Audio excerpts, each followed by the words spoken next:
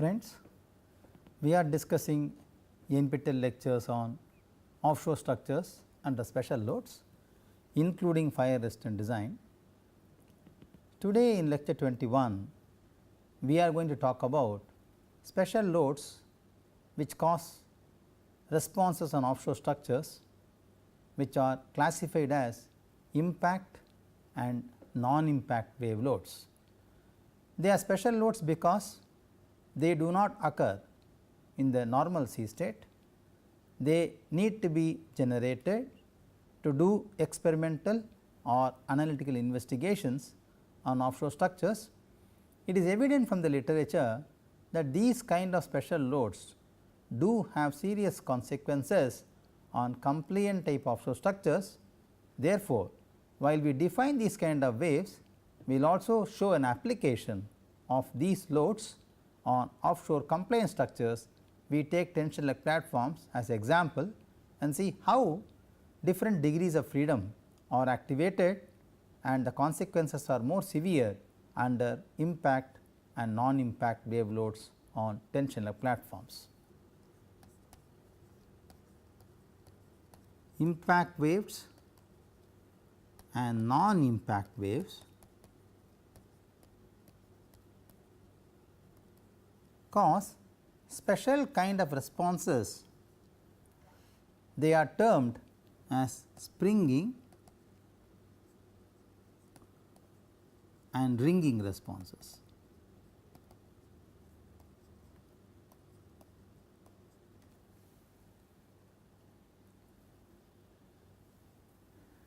Model tests conducted on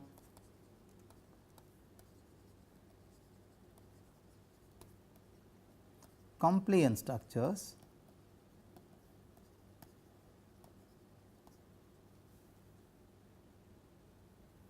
showed these special responses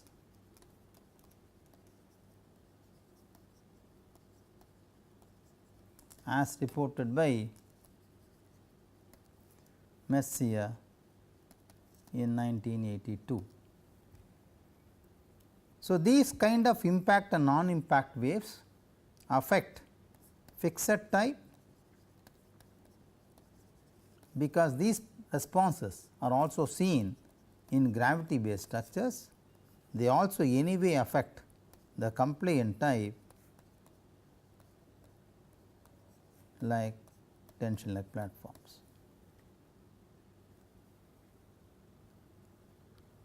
Now, the question comes, what are those special kinds of loads which cause these responses?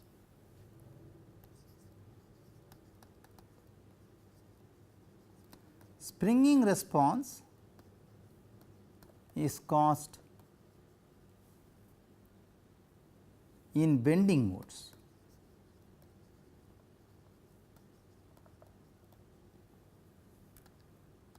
They are usually caused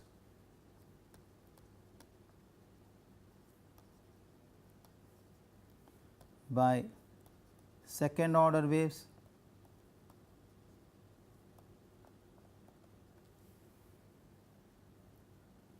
they are generally seen both in mild and severe sea states,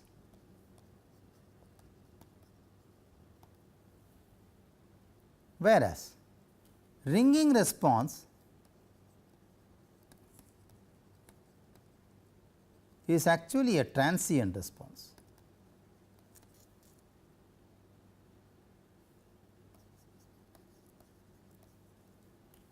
These usually occur only in bending modes.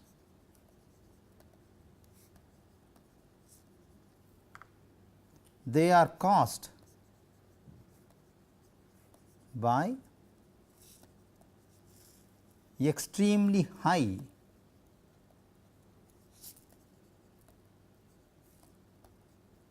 steep waves. Please pay attention to the screen now.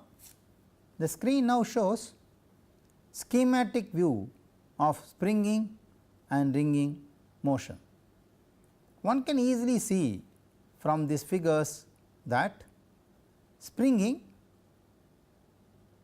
occurs in surge, sway and yaw degrees of freedom predominantly, which are all essentially compliant or flexible degrees of freedom in a TLP, and they do occur in the dominant wave loading frequency in the low time periods. As the frequency increases, heave, pitch and roll responses are activated, and ringing being a transient phenomena affects only for a short duration, but it affects certain degrees of freedom which are considered otherwise to be stiff in nature. Therefore, friends, dynamic analysis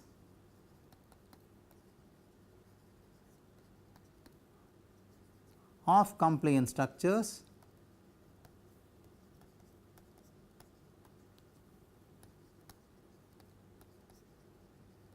becomes very interesting and important under the influence of these waves, because they trigger both compliant and stiff degrees of freedom.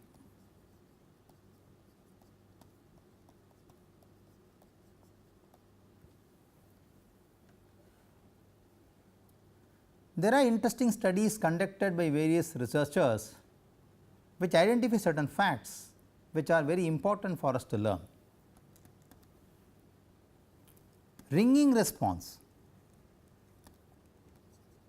can result in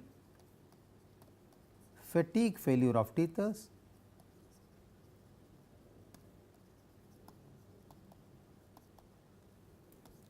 this was confirmed by various researchers.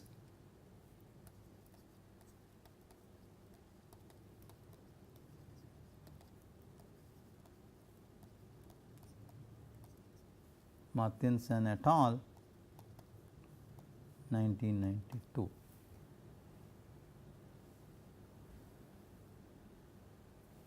The second issue is asymmetric waves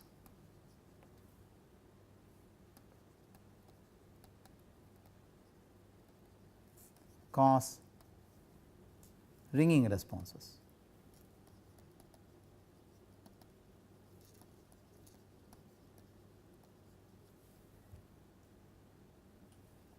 Essentially verified by Kim and Zhou in 1995,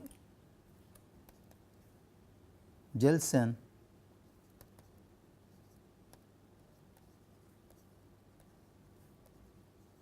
and Muirhog in 1979. They also showed that these special loads, that is caused by impact and non-impact waves, affect large volume structures.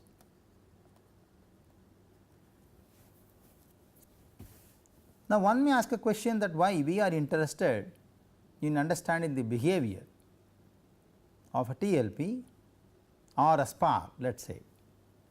We know that structures like TLP, spar, etc., in particular TLP derives its geometric stability by buoyant forces. We also know that buoyant forces of a TLP exceeds its weight, which is then balanced by tether tension in the tendons.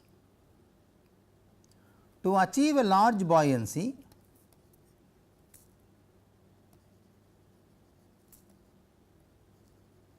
we need to have large submerged volume.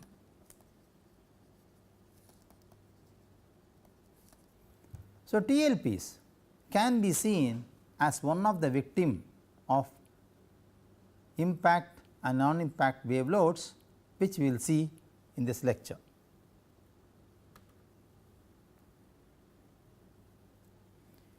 Further, studies showed by these researchers also confirm that members with large L by D ratio will be affected by the impact and non-impact waves.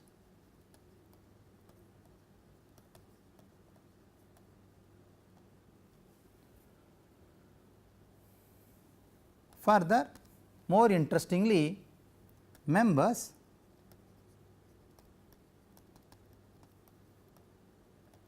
with dominant inertia type loading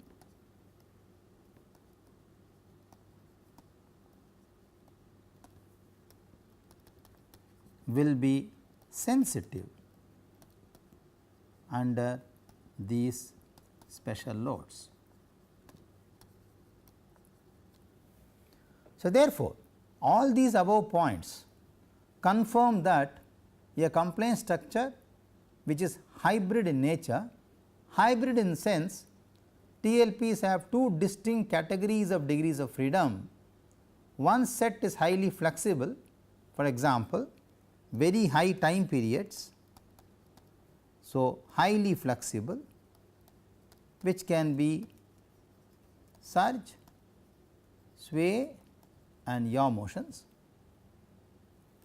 The other set is having low time period, which is relatively stiff, which can be heave, pitch and roll motion.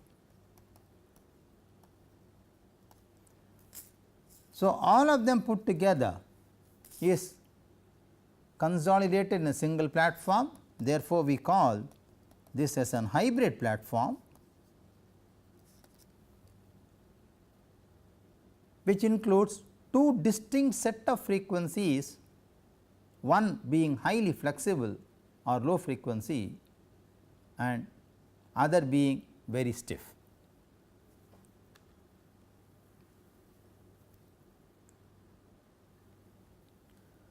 Let us ask a question: what do the springing and let us say ringing waves cause? In fact, I can also ask this question as what would be the consequence of the impact and non-impact waves on offshore platforms. There are many consequences which are of hydrodynamic interest to the researchers. First of all, these set of waves generates high frequency force content. This is essentially due to the steep near vertical wavefront. So, please understand, these are all special kind of loads which are essentially steep and near vertical wavefront. They develop high frequency force content, which is now going to impact the TLPs, therefore, impact waves. Second consequence is they also build up resonance.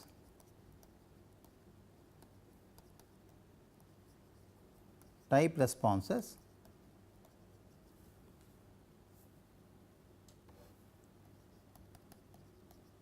within the period of TLP. It means these wave periods align with the structural period, causing more serious problems.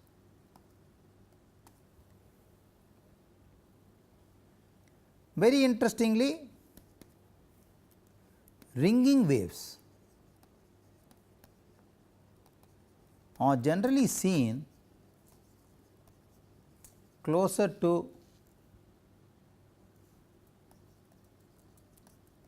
the natural frequency of tension-like platforms.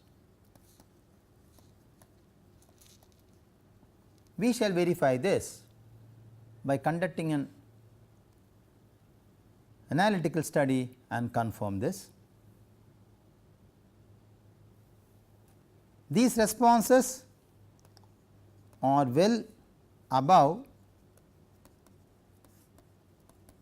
the normal conventional incident wave frequencies. Therefore, very interestingly, conventional type of wave loads do not cause springing and ringing response.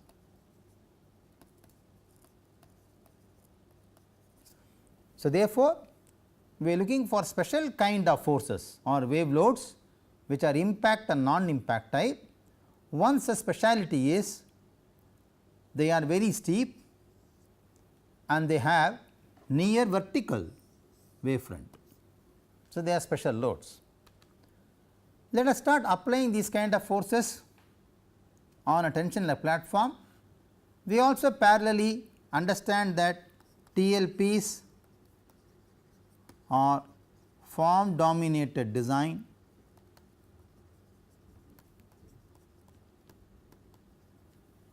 where buoyancy exceeds the weight which is compromised by tension in tendons or tethers.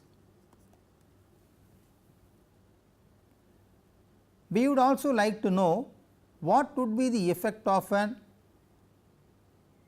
geometry on such impact and non-impact waves. So, in this example study, we will also try to find out a new TLP geometry which is equivalent triangular TLP. Equivalency is with respect to an existing square TLP. So, square TLPs do exist in Gulf of Mexico. We try to find equivalent triangular TLPs. The moment we say equivalency, let us impose different conditions of equivalency. Prior to that, triangular geometry of tension-like platforms are attempted by several researchers.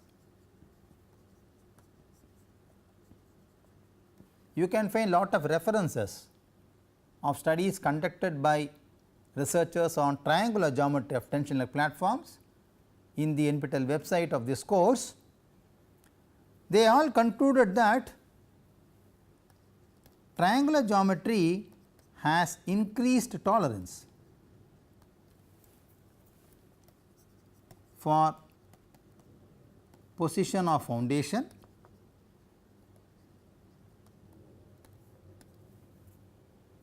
they have increased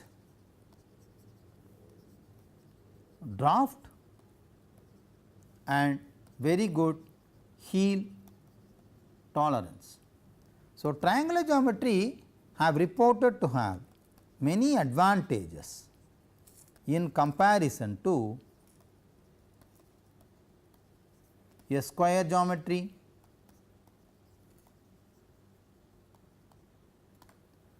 Let us now try to understand the simulation of impact and non-impact waves.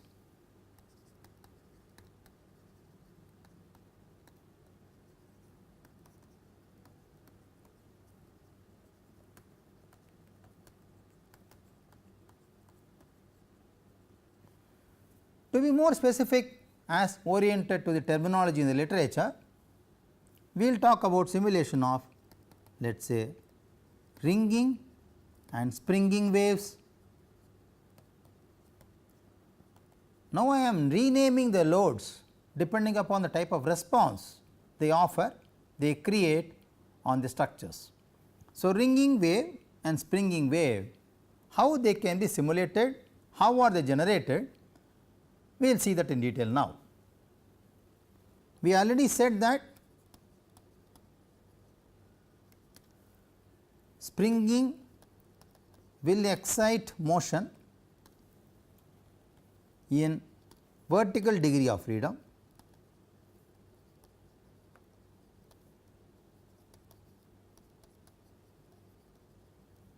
maybe it is expected that heave response or teether tension variation will be challenged. To generate springing waves, shape of the wave is very crucial.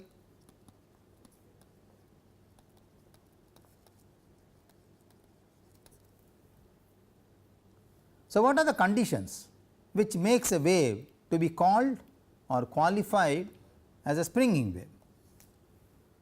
1, the wave should be steep. 2, it should be asymmetric with respect to both horizontal and vertical axis,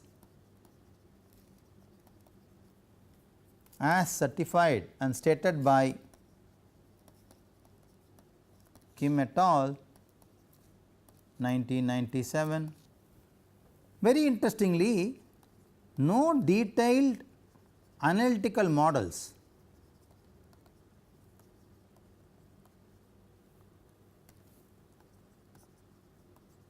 that can guide us to simulate such waves are available. So, what studies have been conducted by people? Generally, these waves are lab simulated. So, I should say they are in the lab scale. So, wave models available in the study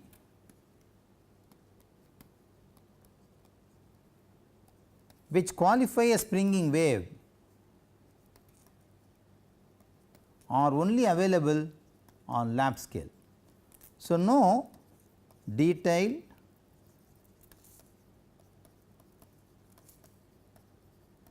mathematical procedure is reported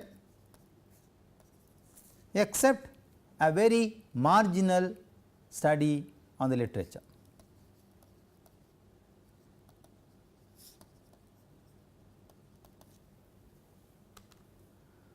Now, the question comes very interesting, can we use existing theories, wave theories, to generate these kind of special loads?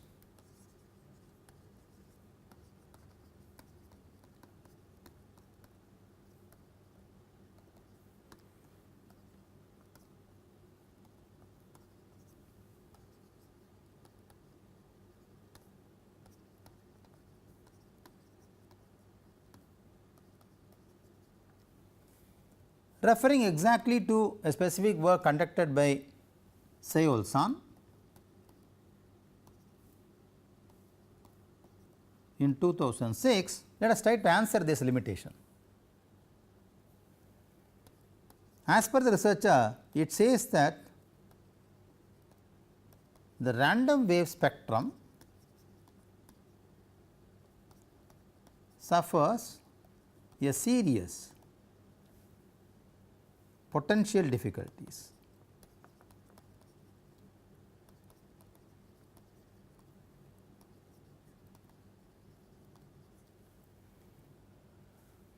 The second issue is shape of waves thus that generated by experimental and analytical do not agree Therefore, there is high level of insufficiency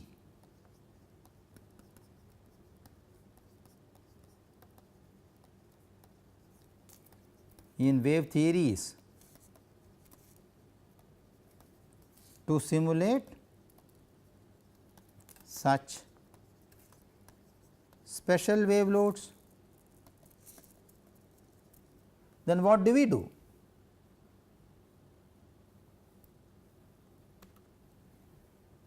So, what is alternative?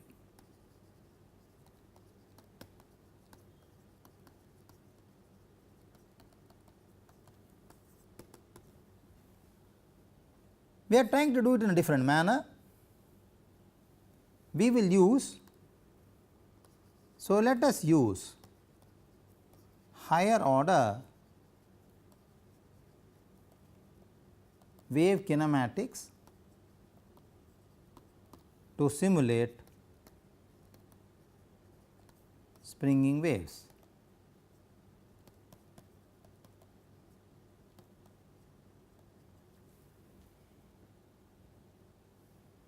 If you try to do that, it will lead to complicated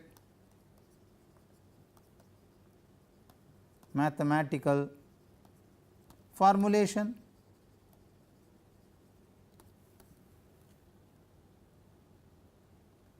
It can be even computationally expensive also.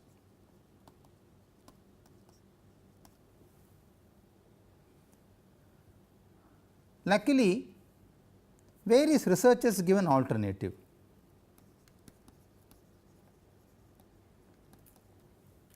For example,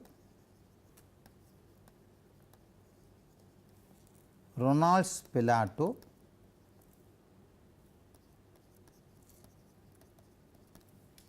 at 2002, 2003, let us say A, B, there are two papers, said that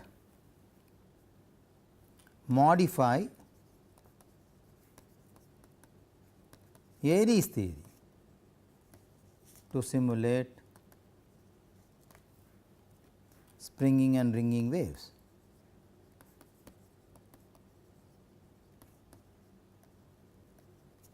So, now in the present discussion, we are going to use the recommendations made by Pilato and we are going to generate a modified Pearson-Moskowitz spectrum to generate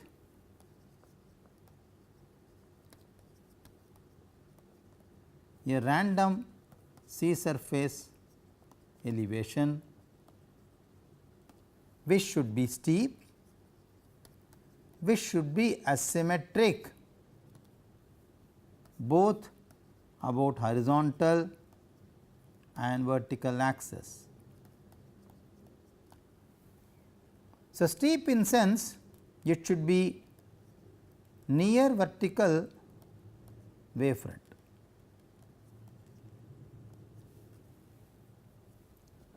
Now, the question comes, what modification did we do in the conventional spectrum? We all know the original Pearson-Moskowitz spectrum is a function of wind velocity.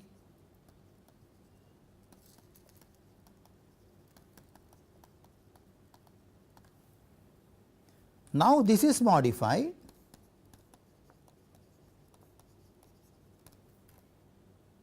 as not a function of wind velocity, but as a function of modal frequency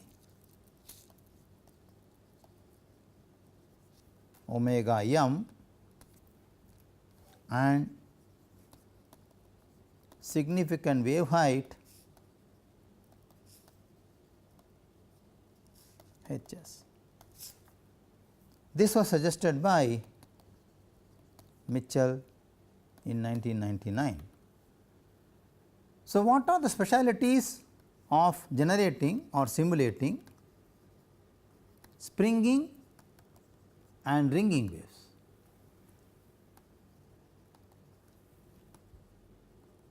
Springing waves should be steep, near vertical wave front. It should have distinctly high wave. It should be asymmetric about both horizontal and vertical axis. Now, about the ringing waves, the dominant wave frequency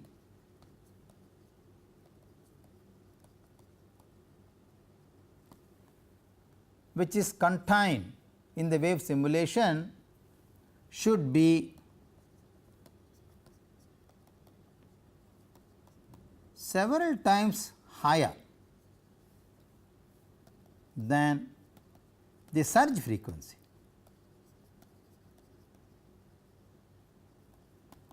Of the compliant platform.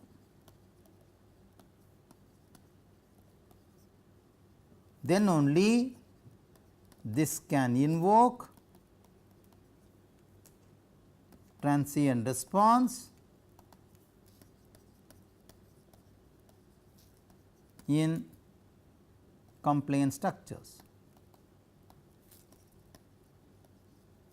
So, friends, we have now different conditions which are to be satisfied to simulate artificially numerically the springing waves and the ringing waves, fulfilling the following list of conditions as indicated in the screen now. What has been done? Pearson-Moskowitz spectrum, which is going to be a function of modal frequency and significant wave height, is simulated such that the modal frequency is approximately about 5 times of surge natural frequency. So, it was a trial and error process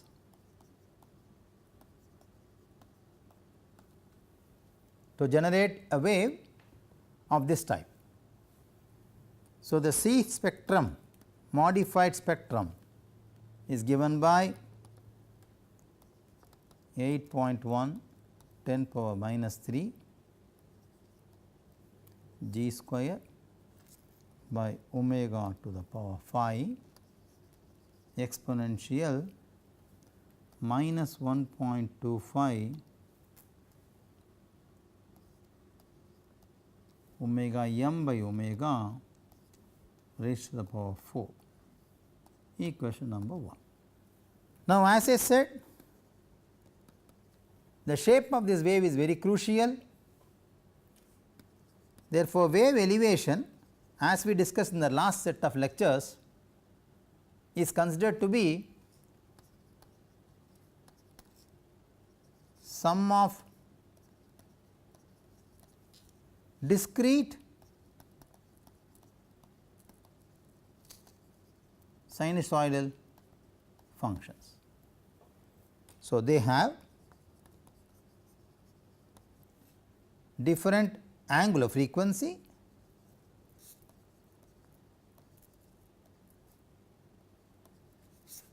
and different phase angle randomly chosen. All of them are summed up to form a C surface elevation, which will now qualify the wave to be an impact or non-impact wave. So, the sea surface elevation is now given by this equation, which is discrete sum of square root of 2 S eta eta omega. S eta eta omega is given by the equation 1, which is the modified PM spectrum, delta omega I cos omega I t minus phi I. In this case, omega I are actually the discrete sampling frequencies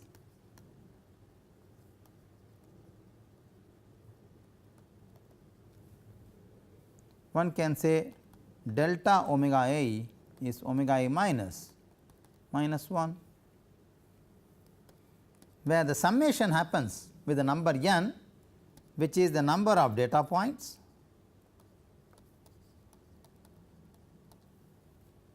and phi I is the random phase angle.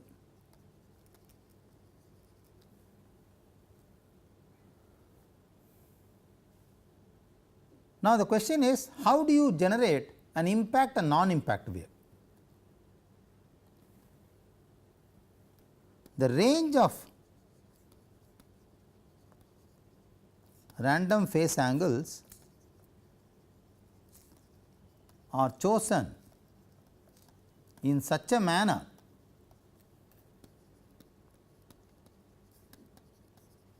that they would be or result in impact or a non-impact wave. So, this variable is being used as a control variable to alter its range, so that the resultant sea surface elevation would be either an impact wave or a non-impact. What would be the difference from the elevation generated to identify whether it is an impact wave or a non-impact wave?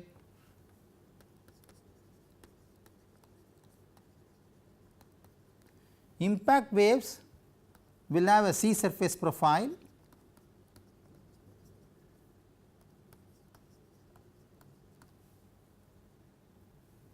with a distinct peak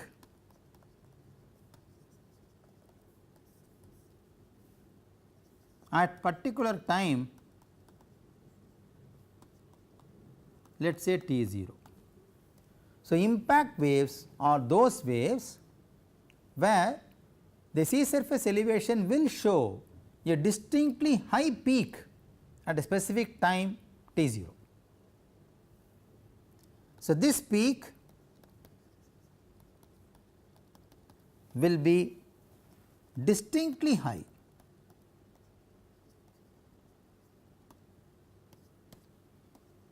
with respect to the other peaks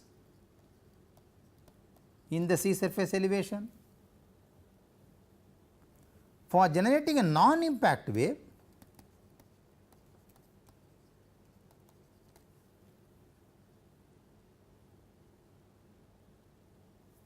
phase angles are chosen randomly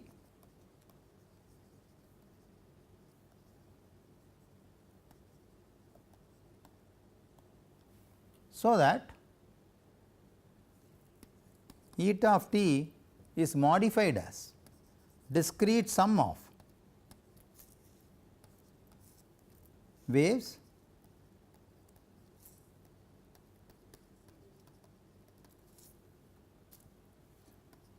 cos omega I t minus t0 minus phi I.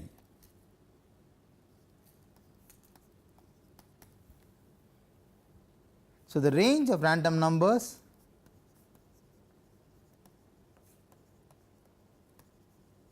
will be between 0 and 2 pi.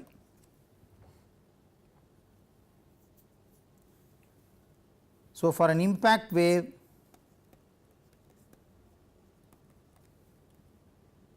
arbitrary time t0 is chosen and phi I is chosen between 0 and 0.01 at t equals t 0. So, by modifying the same sea surface elevation and by imposing a specific condition, one can generate an impact wave and a non-impact wave. Let us now see how the modified spectrum looks like. The modified Pearson Moscovitz spectrum, which is a function of modal frequency, which is chosen to be 5 times of that of such frequency, is shown in the sketch now on the screen. The generated or simulated impact waves and non-impact waves in terms of sea surface elevation, time history is shown on the screen. One can distinctly see that an impact wave has a special kind of wave height which is distinctly high compared to its predecessing and succeeding waves in the entire history simulated, whereas in non-impact wave no such near vertical front configuration is required. So, friends, one can now get convinced that by modifying the phase angle, the random phase angles, and by imposing a condition of a specific time t 0, we demand a distinctly high sea wave, one can generate from the modified spectrum a sea surface elevation which can be qualified to be an impact wave or a non-impact wave with both are special loads as applied to offshore structures. We will now apply this to a geometric optimization of a triangular TLP which has got 3 column members named as 1, 2 and 3 and 3 pontoon members named as 4, 5 and 6, and the elevation of this is shown on the right hand side screen for you. So, equivalency of a triangular configuration TLP is arrived by comparing its characteristics with an established constructed square TLPs. The geometric properties of TLP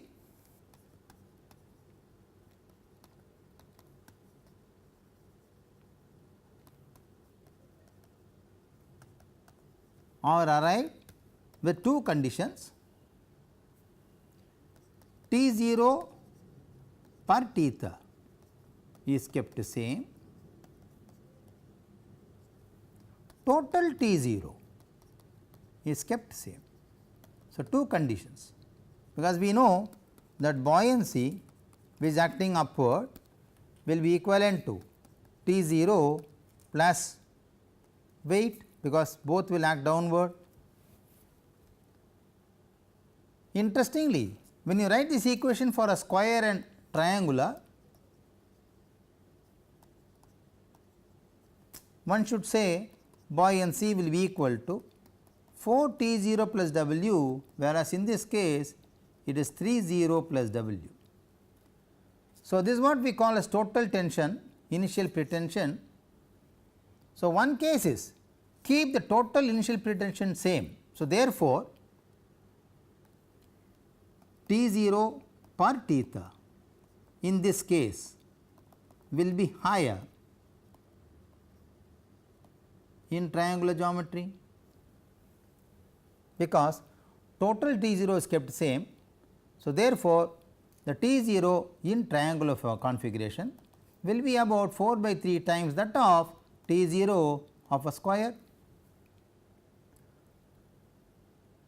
So, therefore, initial stiffness and initial pretension both are increased in a triangular geometry.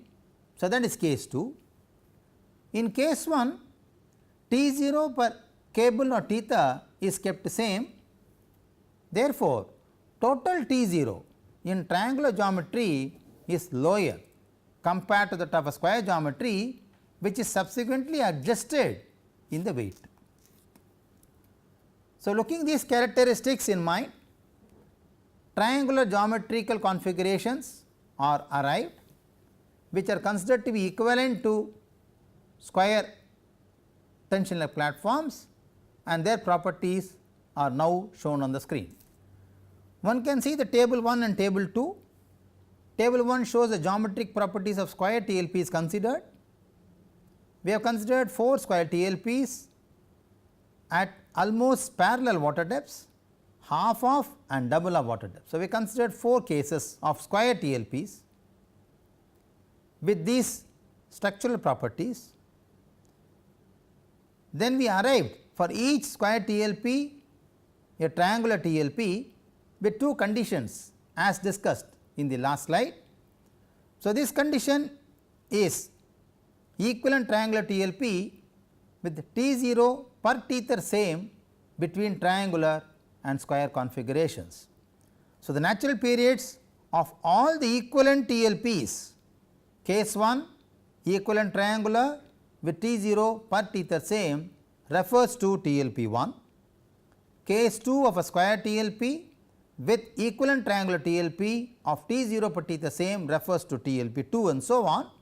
So, all these 4 cases of square TLPs are converted to equivalent triangular TLP, imposing this condition for equivalency, and TLP 1, 2, 3, 4 suffixes have been created whose natural periods in terms of seconds and natural frequencies in hertz are available on the screen now. So, now special loads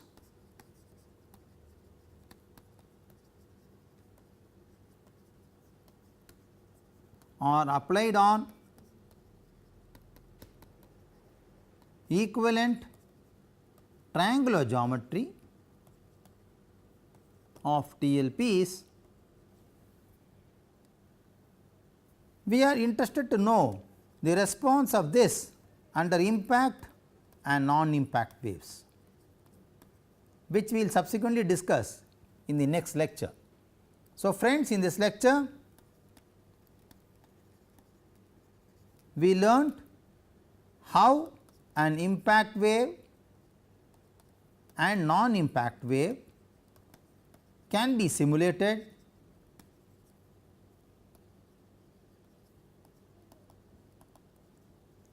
using modified Pearson Moscovitz spectrum and sea surface elevation. We have also learnt what are the expected consequences of these special waves